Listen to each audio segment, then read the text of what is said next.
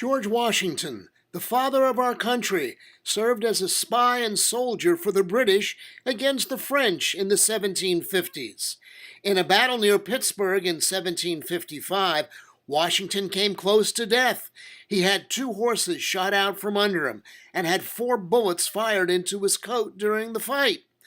During our Revolutionary War, Washington paid thousands of dollars for spies to learn where the British were camped and where they were going. Washington said about war, quote, "There's nothing more necessary than good intelligence." One of his spies was Nathan Hale, who, when captured and about to be hanged, said the line you remember from high school, quote, "I only regret that I have but one life to lose for my country." His comment even impressed the British, but not enough to cancel his death. As president, he kept it secret, but Thomas Jefferson had terrible, paralyzing stage fright. He only gave 2 public speeches during his terms, the 2 his inaugural speeches. Because public speaking was so difficult, Jefferson began the practice of sending a printed State of the Union message to Congress, rather than presenting it as a speech. That tradition would survive until Woodrow Wilson delivered his first State of the Union message in 1913 in a speech before Congress. Andrew Jackson became the only man to kill someone and later serve as President of the United States. In 1806, in a duel, the future president killed a man who had accused him of cheating on a horse race and calling him a coward. Then Jackson's opponent reportedly insulted his wife, Rachel. Jackson, at the time a lawyer, was a violent man. Historians say Jackson may have participated in up to 100 duels. He was never prosecuted for murder. Many American men in the early 1800s viewed dueling as a time-honored tradition. In 1861, President Abraham Lincoln was told by Allan Pinkerton, the head of a private detective agency, that there'd be an assassination attempt on Lincoln's life at a Baltimore train station. Lincoln switched trains and arrived safely back in Washington.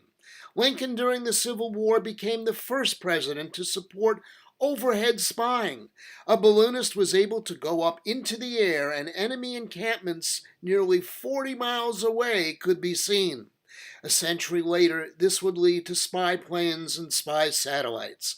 Lincoln received many death threats during his terms. He traveled with 4 Washington police officers as bodyguards, but he only had one bodyguard with him on April 14, 1865, at Ford's Theater. The bodyguard, John Parker of the Washington Police, left his position outside the president's box and wandered off to watch the play Our American Cousin.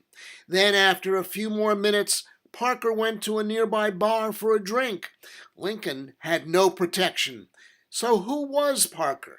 He was one of the 4 Lincoln bodyguards and the only one on duty that night. His record as a policeman, well, terrible.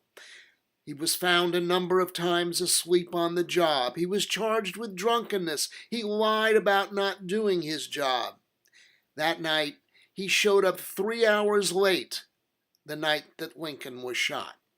Parker was charged with failing to protect the president, but the complaint was dropped a month later.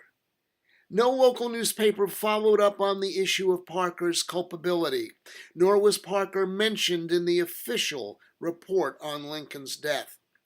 He stayed with the D.C. police for 3 more years. He was actually assigned to cover the grieving Mrs. Lincoln one night. She screamed at him and blamed him for the murder. Ironically, Lincoln's last act as president was to sign into law a new agency from the Department of the Treasury. That group started out tracking down counterfeiters. It was known as the Secret Service. Soon they would be assigned to protect the President of the United States. Oh, by the way, Lincoln's bodyguard, John Parker, died in 1890 of pneumonia. He's buried in an unmarked grave in Washington, D.C. at the Glenwood Cemetery. The Glenwood Cemetery is on Lincoln Road. In 1882, President James Garfield was shot by a disappointed job seeker. Garfield's medical treatment after the shooting ultimately led to his death. Alexander Graham Bell, inventor of the telephone, tried to find the bullet in Garfield's body with an electrical device he'd invented. The device failed to find the bullet. Garfield lived for 80 days, but unsanitary medical procedures by those treating the wound led to an infection and the president's death. World War I began in Europe in 1914. The United States uncovered a plan that was kept secret for years. The secret? Germany was mounting a massive campaign of spying and sabotage in America, even though in 1914 Germany and America were not then officially at war. Germany was trying to prevent American industry and finance from supplying Britain and its allies with supplies and financial support. Germany planted pro-German stories in newspapers and purchased a munitions plant in Connecticut. That was done to keep supplies away from Britain and its allies. British intelligence let the United States know what was going on, but Woodrow Wilson kept it secret from the American people.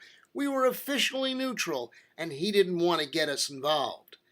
In 1917, British intelligence cracked the German secret code and learned that Germany had offered Mexico a great deal of money to join Germany in its war effort. Not only that, but Mexico would receive part of Texas, New Mexico, and Arizona after the war if they joined with Germany. The real source for the big story was British intelligence, but the Associated Press, who broke the story, gave credit to U.S. secret agents. By 1917, America was in the war with England, so the British really didn't care who received credit for breaking the big story. The bombing of Pearl Harbor on December 7, 1941, was a surprise and, by most accounts, America's worst intelligence failure. President Roosevelt was told that something was going to happen in early December, but he and his advisors figured that the Far East, somewhere near Singapore, would be the most likely place. Hawaii and America's west coast would be easily detected. It was assumed that they were simply too far away from Japan to be successful. We'd broken the Japanese code earlier, but no transmissions came from the approaching Japanese aircraft carriers. Roosevelt, shortly before the surprise attack, had secretly tried to reach the Japanese Emperor Hirohito to try to work out a peaceful resolution to problems between our two countries. When Japan responded with negatives to the attempt, Roosevelt said to his advisors, quote, "This means war." War came within a week at Pearl Harbor. In the final years of World War II, there was one major secret taking place that some suspect but cannot confirm. It is how sick Franklin Roosevelt really is. When he runs for a fourth term in 1944, Roosevelt feels he must lead the nation to the war's end. He also wants to create a world organization to foster peace in the future. That eventually becomes the United Nations. He's especially concerned about Joseph Stalin's plans for Europe at war's end. Roosevelt's physician for many years, Dr. Ross McIntyre, while admitting that Roosevelt had heart problems, was told in no uncertain terms by Roosevelt and his advisors that reports about the president's health were crucial to the war effort. Strength, resolve, and energy must be shown from the White House. FDR's health report in his final years would say he was in overall good health, despite bouts of fatigue and the flu. By the 1944 election, his health had deteriorated to the point where visitors to the White House were shocked at the president's appearance.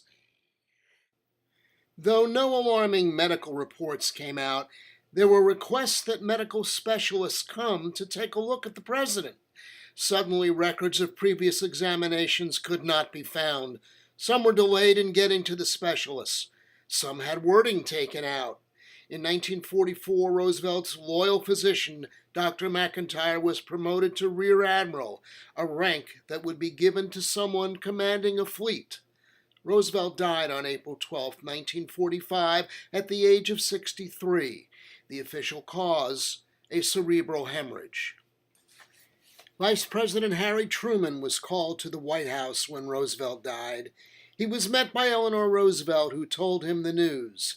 Truman asked, "Is there anything I can do for you, Mrs. Roosevelt?"